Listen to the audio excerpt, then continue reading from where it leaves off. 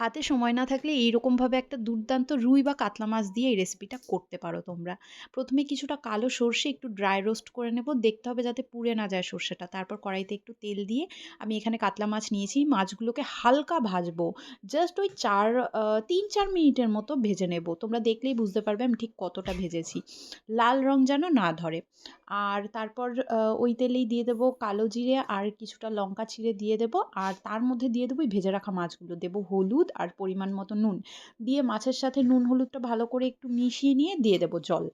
জল দিয়ে ব্যাস এবার ফোটার অপেক্ষা। ফুটে গেলে এই যে সর্ষেটা ভেজে রেখেছিলাম সেই সর্ষেটা আমি একটু গুঁড়ো করে নিয়েছি। পুরো একদম মিহি করিনি। তো ঝোলটা ফুটে গেলে এখানে আমি ৩ চামচ সর্ষে দিয়েছি। তোমরা তোমাদের ইচ্ছে মতো মানে থিকনেসটা কীরকম চাও সেই হিসেবে দেবে। আর নামানোর আগে একটু ধনেপাতা দিতে হবে। আমি এই রেসিপিটা মা মাসি কিচেন থেকে দেখেছি, তাই তোমাদের সাথেও শেয়ার করলাম। ভীষণ কম সময় ১০ মিনিটও বোধহয় লাগে না। আর গরম ভাতে দুর্দান্ত লাগে। একবার ট্রাই করো তোমরা।